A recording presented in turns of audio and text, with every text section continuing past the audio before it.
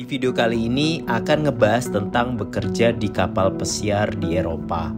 Jadi, buat kalian yang tertarik ingin bekerja keliling Eropa dan ingin tahu step-stepnya gimana, tonton terus ya di video ini. Stay tune!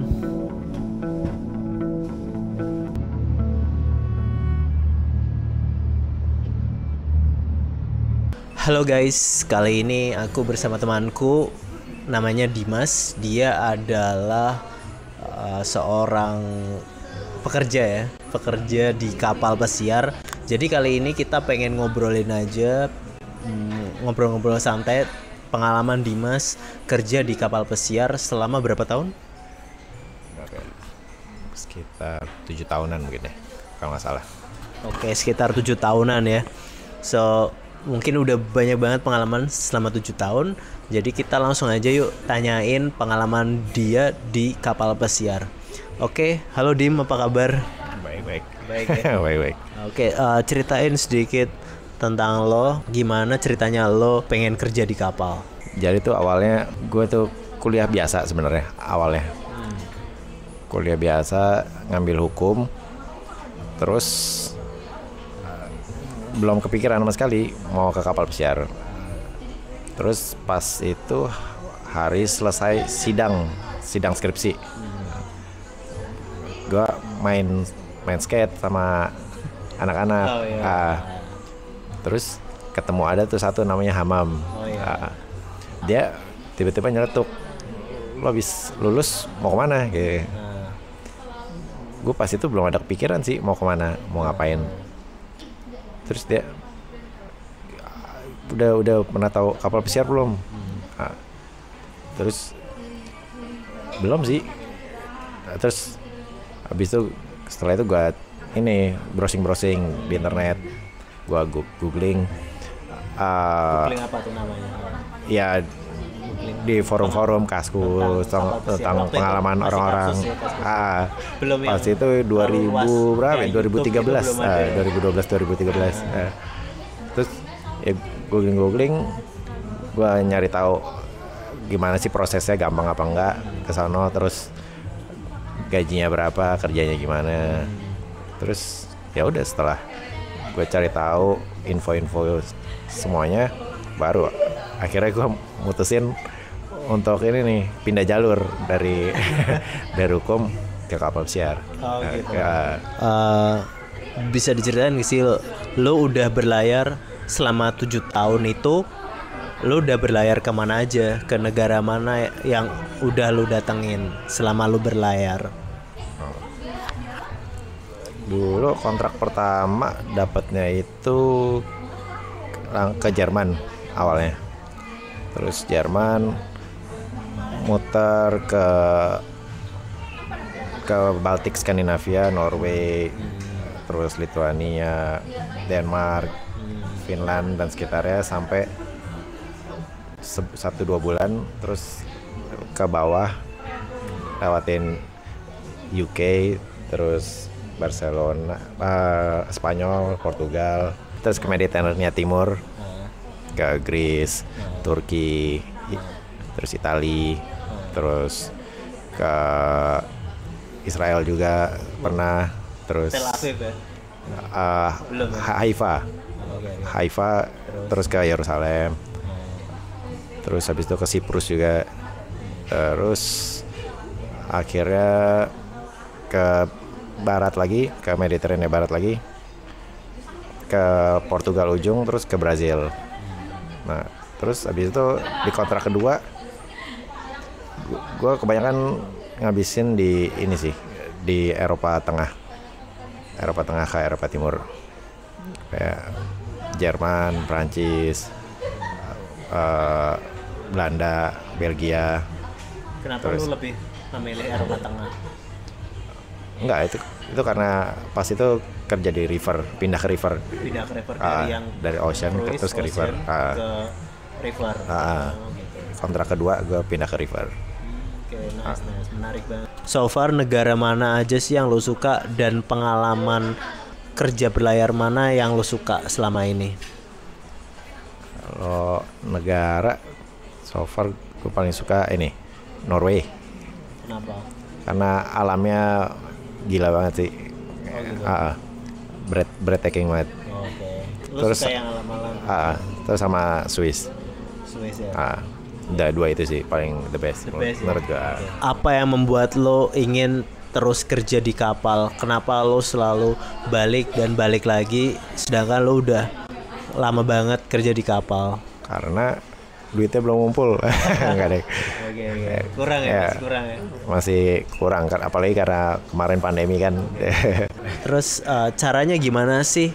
Mungkin buat teman-teman yang pengen kerja di kapal pesiar ya, itu caranya gimana sih? Step-stepnya apa yang harus dilalui? Ataukah kita harus bisa bahasa Inggris minimal IELTS berapa gitu atau gimana? Bisa tolong dijelasin stepnya nggak, Dim? Kalau yang paling utama itu sebenarnya Inggrisnya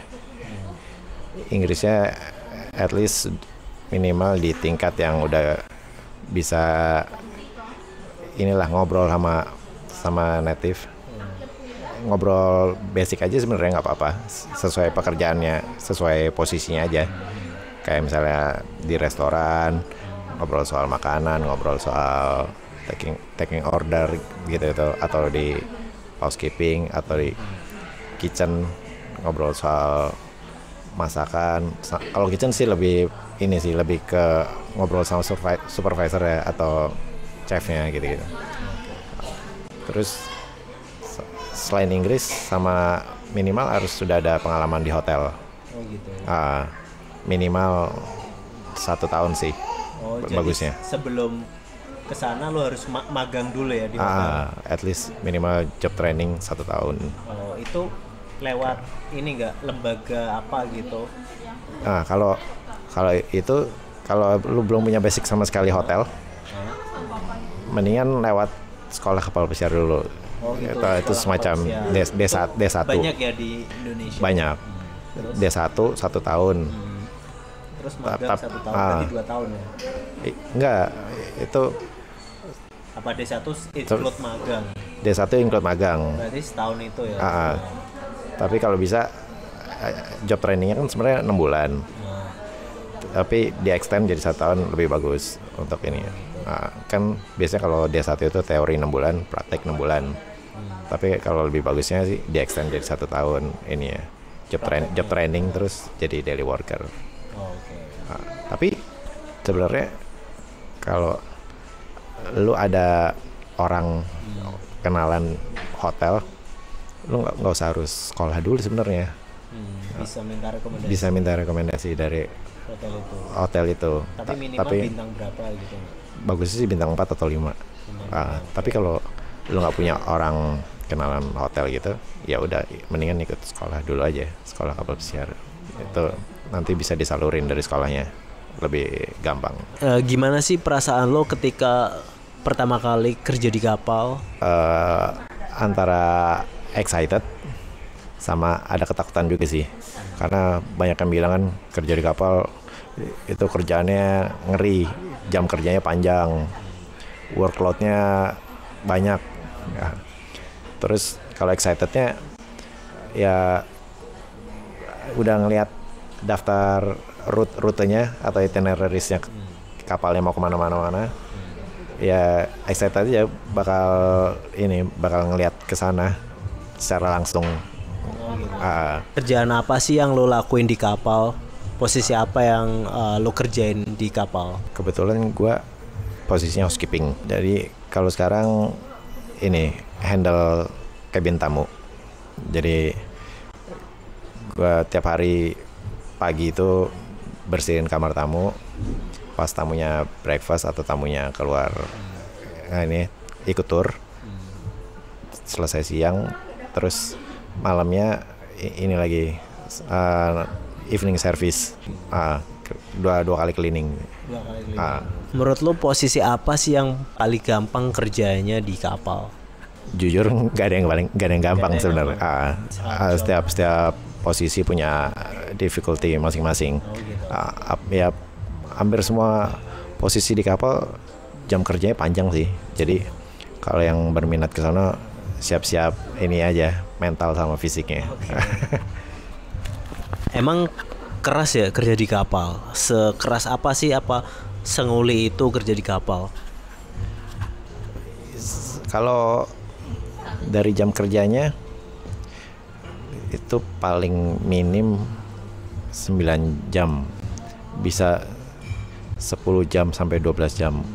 Kalau di hari-hari tertentu kayak gue misalnya housekeeping di hari embarkasi itu bisa 14 jam, 16 jam. Ngeri sih. Cuman yang bikin lebih susahnya lagi di kapal pesiar itu nggak ada libur Kak. Nah, jadi kalau di kerja darat kan lu Sabtu Minggu libur, bisa istirahat. Ini nggak ada men, langsung full setiap hari sampai satu kontrak. Oh gitu ya. Jadi harus benar-benar siap mental dan fisik ya.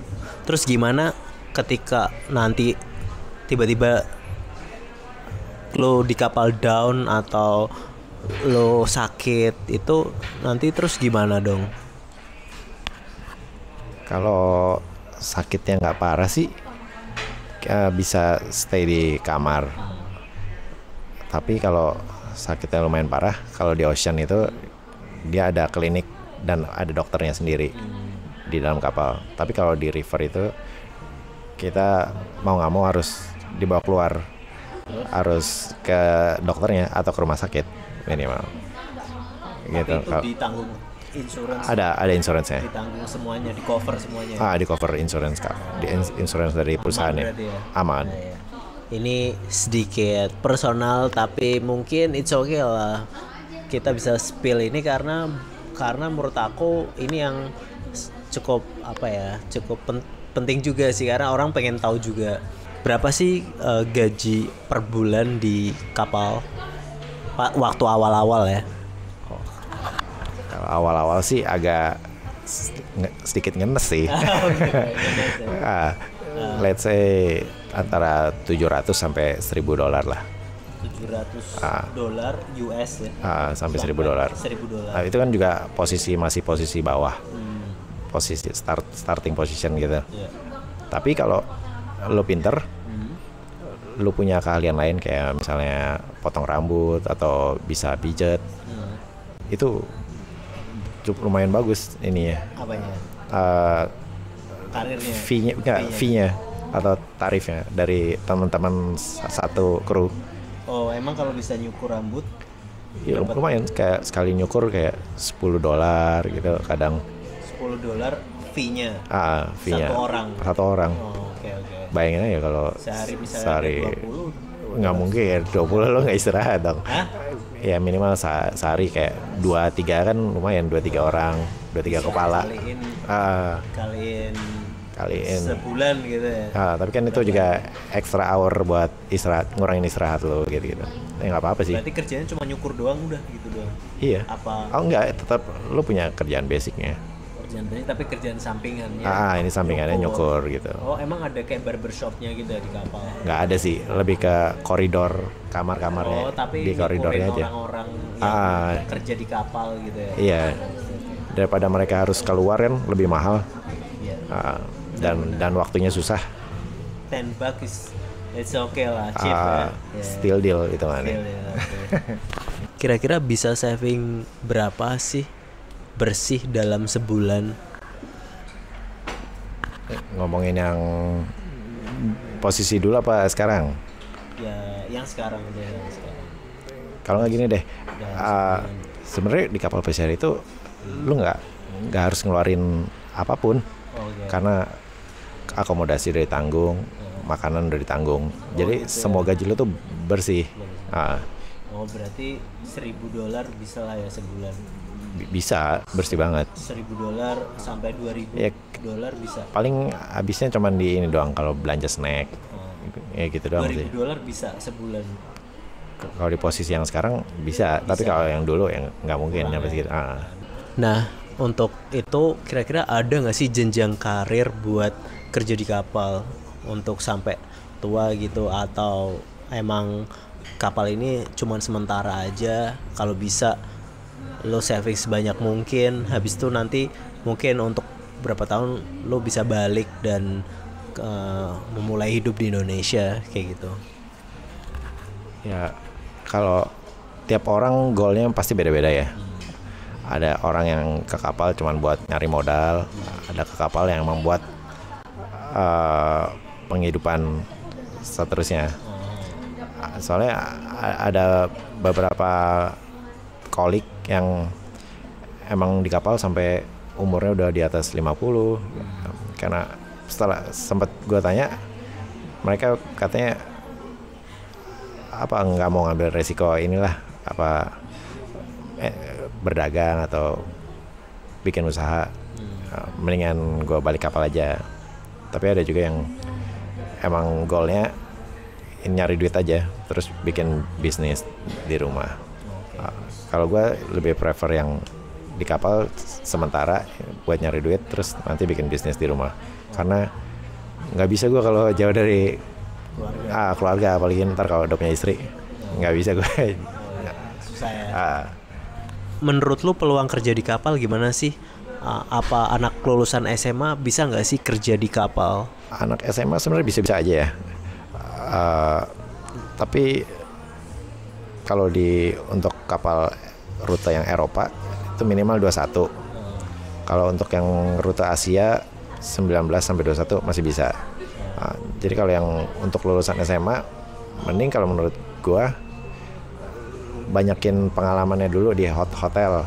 Nanti jadi kalau pas naik kapal itu pengalamannya udah banyak, bisa langsung ke posisi yang agak lebih tinggi daripada naik kapal langsung posisi yang dari nol itu lebih enak nanti akhirnya. Dan lebih banyak gajinya juga ya. Betul. Oke. Mungkin kira-kira segitu aja ya guys.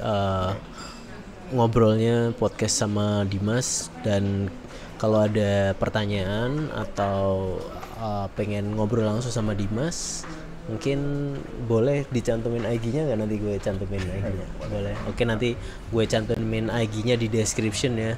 Mungkin kalian bisa langsung DM ke Dimas buat tanya-tanya, ngobrol tentang kerja di kapal pesiar. Jadi mungkin bisa lebih detail sama Dimas, langsung di konsultasi gitu ya sama Dimas. Oke, sama masternya. Oke, mungkin kira-kira segitu dulu ya guys, sharing-sharing pengalaman kerja di kapal pesiar bareng Dimas. So jangan lupa subscribe. Sampai jumpa di video selanjutnya ya. Dah.